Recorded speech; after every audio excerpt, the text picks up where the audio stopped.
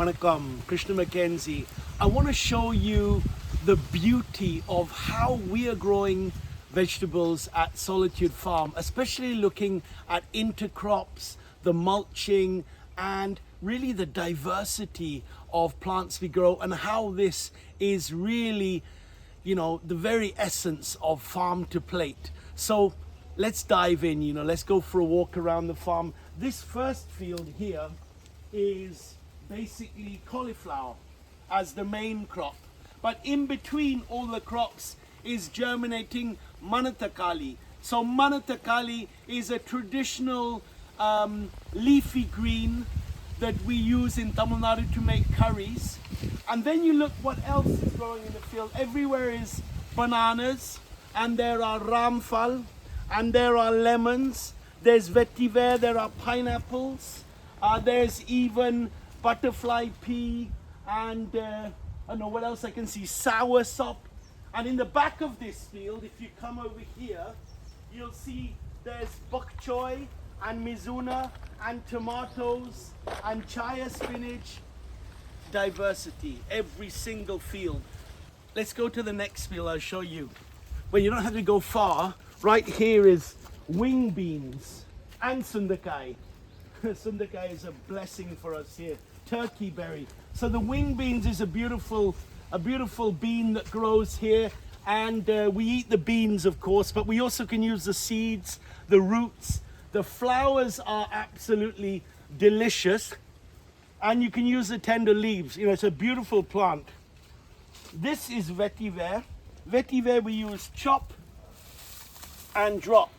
So we drop the leaves, and that becomes, you know, a mulch for the plants. In between you have this red ponangani spinach everywhere. Here's some coconut, that's a big mama. She's taken place here, taken root here. On this side of the field, you've got tomatoes with an intercrop of vendium, methi, Hindi mein. In Hindi we say methi, forget the name in English, fenugreek. You know, it's a little spinach that grows.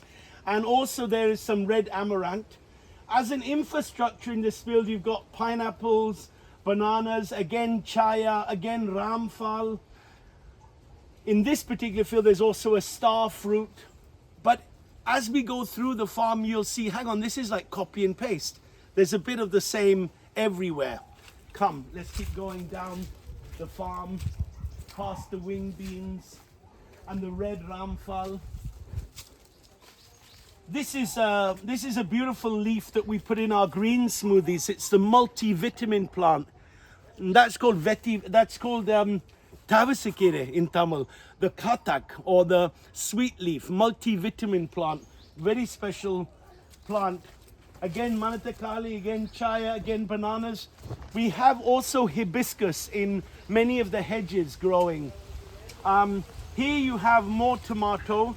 And on the side of the tomato, you've got cauliflower growing quite nicely. Again, with an intercrop of bok choy. There's bok choy. You see, underneath, as a sort of ground story, under the tomatoes, you always have either coriander, amaranth, bok choy, sometimes mustard. All these little plants that grow quickly in between. Here you've got radish. And on the end of the radish beds, on the sides, we put in some eggplants that are just slowly taking root now, picking up. And on this side of the farm, you got the nice demonstration of the tomato with the coriander. Here you've got palak, and then you've got more tomatoes and pumpkins. Again, it's diversity. Again, bananas, ramphal, pineapples, chaya spinach, you know, it's always mixed in there. Come, let's go down this way. Here we have radish greens coming up here, which we thin them every day, and they go in the farm salad. People are like, wow, the salad's so yummy. And it's because of these tender microgreens. In the back side there, it's a bit shady. So we've done lettuce, direct sown, and It's a bit of a risk, but it's working for us here in this beautiful soil and beautiful climate. So we got lettuce growing over there. On this side we got arugula, and here we've got more, we got in the gaps we got more cauliflower. This is a beautiful salad I got from Thailand. I don't know the name of it, but it's more tender than pak choy, and it's really great in the salad. That's intercropped in between the tomatoes, and there's quite a lot of it. Here's mizuna coming up, and here is our lettuce that's growing direct sown in the full bed. So at some point or another we'll start transplanting that into the gaps. If you look this side, we planted these dead sticks, and on the sticks are growing the karamani, the long beans, the yard long beans. Underneath that in all the gaps are eggplants, are some rosella and some lady's fingers. Again, bananas everywhere, ramphal, and more eggplants. Again, in the ramphal here, if you see in the brinjal here, you can see again the pak choy going everywhere. So we literally just take a whole load and spread it everywhere. When we put the irrigation system on, which is called rain hose, so it's like raining, the seeds, they just find their way into the soil and they germinate. You know, there's nothing to it. And this wasn't only pak choy. This was a mix of pak choy, coriander, and a little mustard. So, you know, a bit of this and a bit of that all comes up, and we go around and we harvest it every day, and that goes into the food. This field is reserved for our permaculture workshop that's going to start this Friday. Few seats left if anyone wants to come.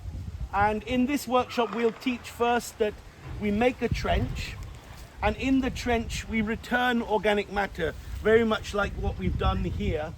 And this organic matter is, you know, banana cuttings, papaya, all sorts of sticks, all of that goes back in. That's the first thing to learn. And then we put a little compost on the beds, and then we'll show people how to make a field module, but with everything that grows around, like the mulberry, the drumstick, the bananas, the passion fruit, and you know, various other fruit trees, including hibiscus. This is some sweet potato that's growing here. Here's the Malabar spinach, and I think there's bottle gourd. This is an old permaculture field, and again you can see how much mulch has gone back in here.